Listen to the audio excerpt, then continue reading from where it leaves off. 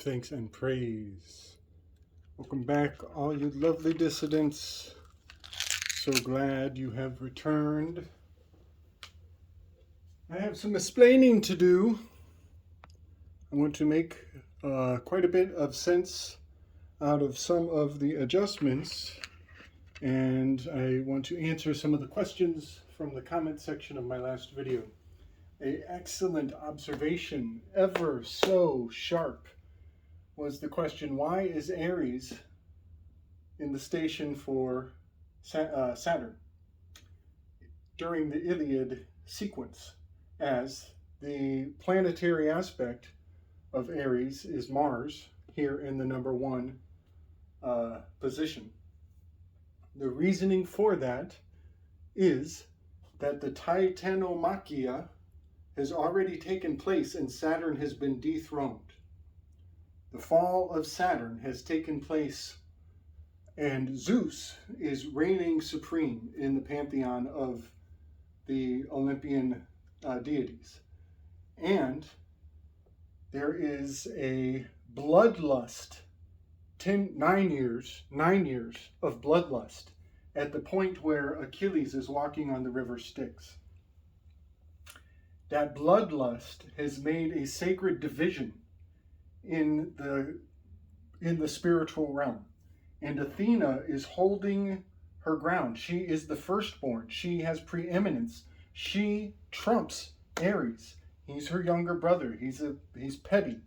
He's small-minded. He's not favored by Zeus. Athena is his favored. She maintains this throne. She cannot be de-seated. Aries, crybaby that he is, has moved into a bloodlust. He is known by certain symbols. In the Iliad in particular, he is known for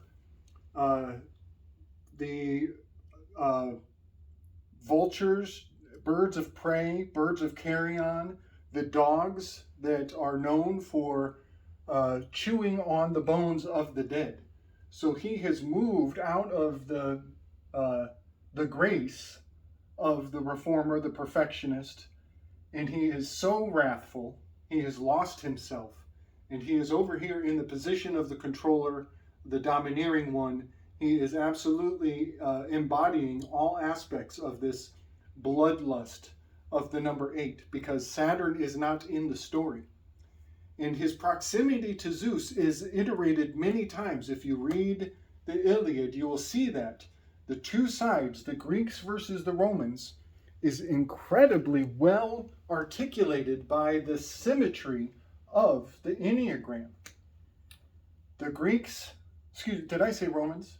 The Greeks versus the Trojans. Please forgive me that mistake.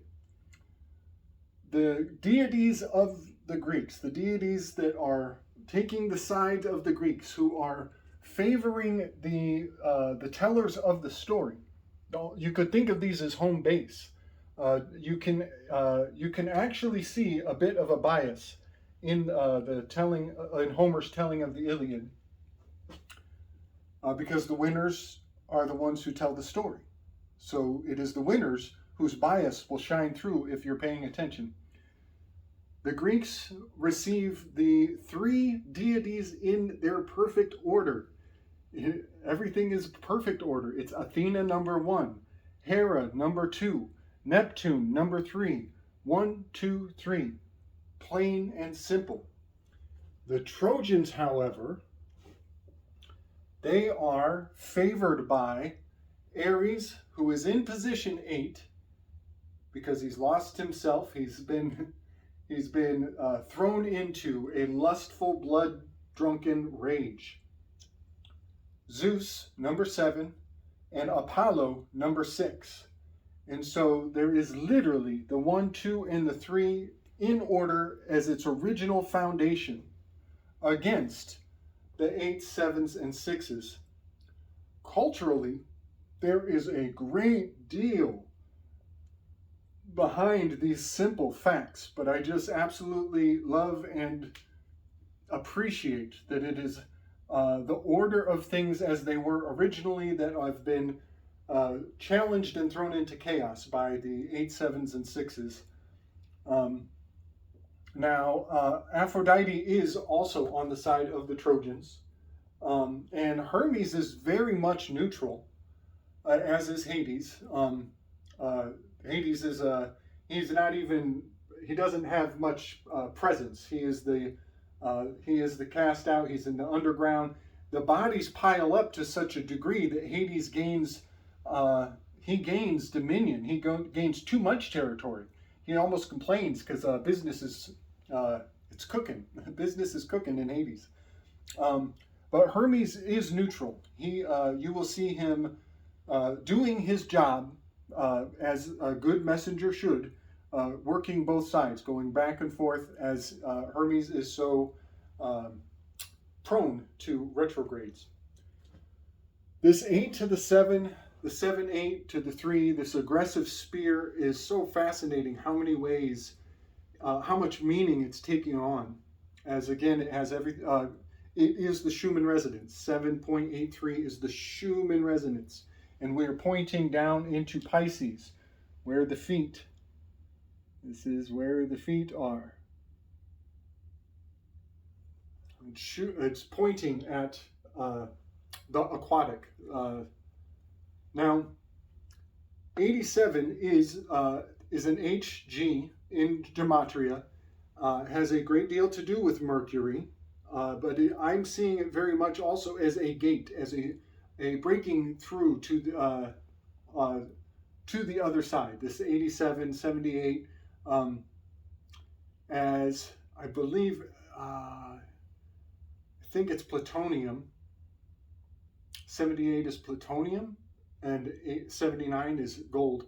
But this spear, this grouping, in the Hornavian groups, the 783s are the most aggressive of them all. And if you read the Iliad, you will very likely agree with me that Ares is in the most aggressive position. Zeus is in the most aggressive position. And Apollo is in the most aggressive. They are the aggressors, even though they are retreating behind the walls of Troy. And it is the Greeks who are encroaching. I want to make a comment about Achilles serving as this particular Magus card, as it is a little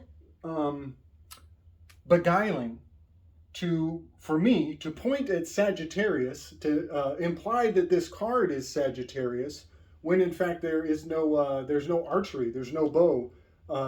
This is very correspondent to Apollo, in fact. But again, Apollo is at the tip of this spear. Apollo is down here, is the number 6, having much to do with loyalty and fear.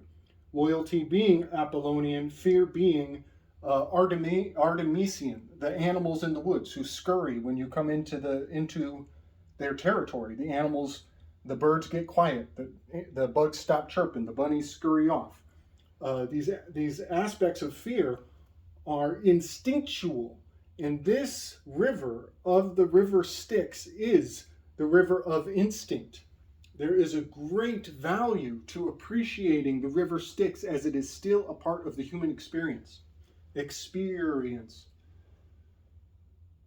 Behind this character is an arrowhead. The arrowhead is pointing at his Achilles heel.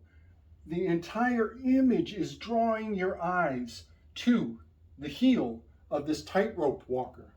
Now, what is so important about understanding the battle strategy of the Iliad is that the Greeks, the Spartans in particular, have no admiration for archery. In fact, archery is the techne of cowards, and it is accusatory to point this spear in the direction of Apollo, as Apollo represents this new technology, this new ability to strike in anonymity from a distance, to get up on the wall, as Paris actually executes the final shot, the killer blow, guided by the spirit of Apollo whispering in his ear. It is Paris up in his loyalist city, 15 mana cities. And Apollo is telling him, and guiding the arrow, in fact, to shoot and strike Achilles in his only weak spot, his one and only weakness. And so while this arrow in the background of this Magus card is very much symbolic of the arrow that kills Achilles in his weakness, I want to also point at the fact that it is both and. It is an arrowhead, but it is also a spear's head. And it is Athena who is symbolized by the spear, as she is honorable. She's not a coward. She's not going to shoot from a distance. This is so important still today culturally. The loyalists still express cowardice, and their remedial virtue is daring and bravery and courage. This is the cure for a loyalist to go into their shadow and embrace some courage, to have a spine, to have daring, to look their shadow head on and address it aggressively and directly, and to not be so willy-nilly. Very, very important. The archery is corresponded to this number 6, and that the spear is correspondent to Achilles in the story. Now, also, Achilles being the Sagittarius constellation, part of what I'm saying is everybody thinks of it as archery today because the techne of spearsmanship has been lost. So, I grant, this is generally considered a bow and arrow, but it also corresponds to the spear. It is pointing across the zodiac. This is the sagittal ridge of your brain, the sagittal ridge. It is pointing up across the arc, almost accusatorily, at the Gemini, the brothers, the twins. This is Apollo and Artemis. This is the sacred twins, and they are pointing back. This 180 relationship, this diametric opposition, is so informative. This is the north node. This is the south node. There is a sine wave every 18.6 years. There is an expression of lunar eclipse, solar eclipse, lunar eclipse, solar eclipse, lunar eclipse, solar eclipse. So the nodes are in fact chained. They are locked. They are fixed in this relationship. And isn't it something to think about the diametric opposition of the archers who want to shoot from a hiding place and the spearsmen who would call out and tell you to come face me mano a mano, hand to hand? I think that we have forgotten about the old ways of combat in a very fascinating way. And I want to really focus on the both and. I want to focus on, yes, this Sagittarius, you could say that he has a bow in one hand, but if you look at the depictions of Achilles, he has a shield in one hand, and wouldn't you know, Athena is born in full armor. She has all of her armor intact when she is born. Now she is Virgo, but also Scutum is the shield constellation exactly over the head of Aquarius, in a position to be pulling his hair back. Also the lyre is on the same, as also a minor deacon of Sagittarius. So there is a lot of value to being able to say both and. Yes, this, and also that. And now allow me to open your mind. Allow me to plant a suggestion. While this is correspondent to a archer, it is also correspondent to a sage guitarius. Sage guitarius is a harp player, is a musical sage. And right here is the lyra of the zodiac. And so while everybody is fixated or stuck in, crystallized in their imagination, it is very rewarding to loosen your thoughts and allow other possibilities to infuse with the dynamics of the heavens. So we have the lyre, the harp, because Ophiuchus is Orpheus. Orpheus needs to reach out only a little bit and grab his harp.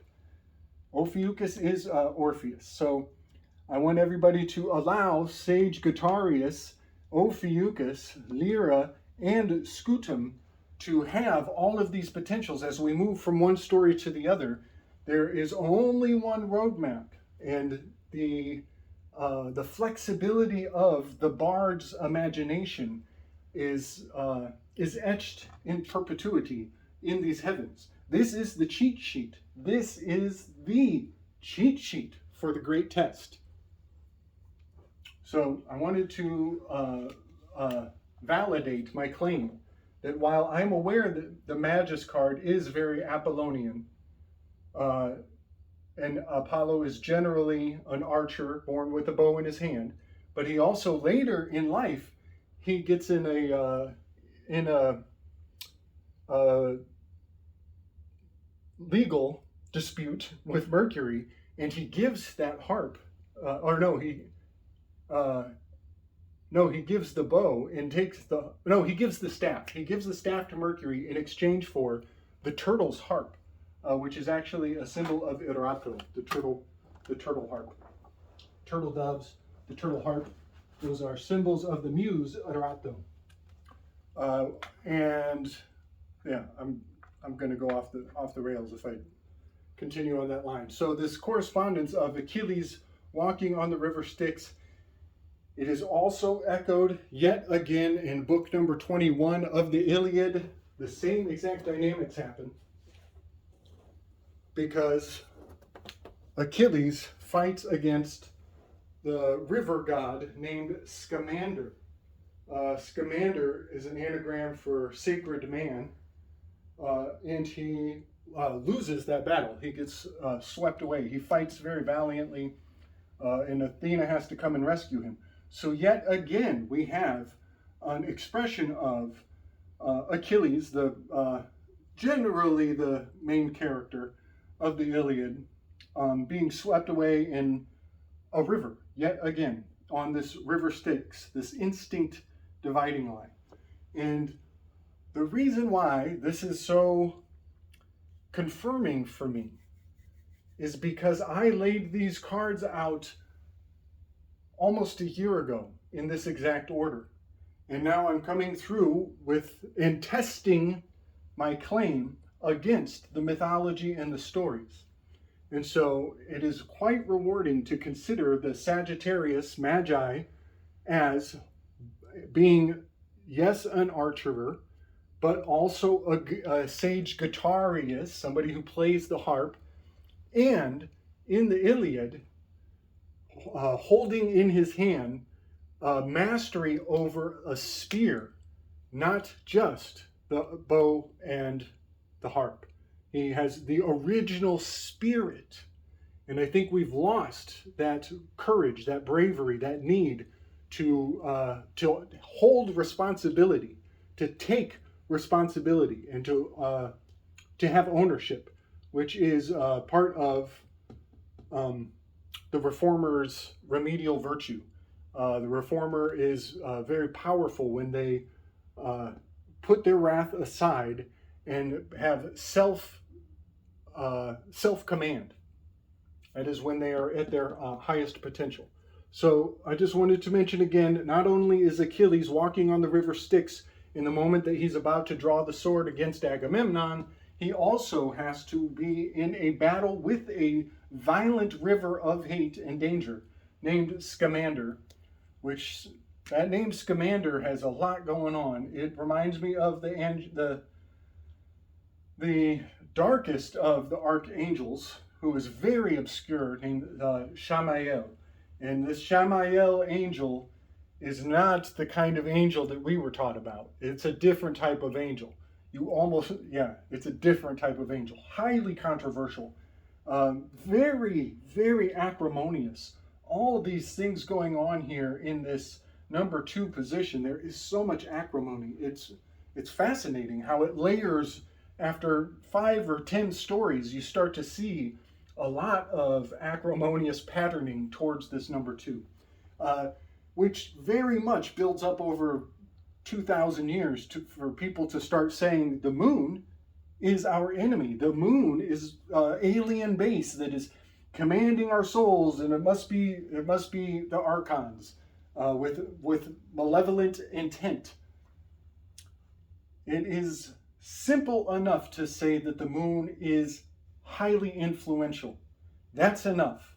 We don't have to say it's evil or good. You're getting possessive. You're being possessed when you invite the concepts of evil and good. The both and. I want to talk about the both and. As I was able to break out of my paradigm and allow Aries to move to the 8 and not be stuck as the number 1. This is how the Enneagram is supposed to work. It's supposed to have movement and reflectivity. It's supposed to be dynamic and not be stuck in place. So I think that is very rewarding to see that when one person is removed from the chessboard, there is a vacuum created that draws somebody logically into the new position. So on that note, in the spirit of both and being dynamic, being flexible in our imagination, not being stuck in the statutes, not being stuck in the codes, not adhering to fixations of the mind. I want to explain a little bit why I've changed the spirit of the Slick Dissident shared artistic expression. I want to let people see into my mind and my heart and why I've made this adjustment. Up until now, I have been serving as best I can as an ass king. This is the ass king. This is Socrates in the Socratic method, constantly in a state of requirement, of demand, of needing to know. And if you get caught up in the spirit of ass king, you will be stuck in a state of perpetual doubt. This is why the Enneagram has to move. It's time to shuffle off the old coil and bring on a new coil. In Socrates' last days, his muse, who I'm not sure, but I believe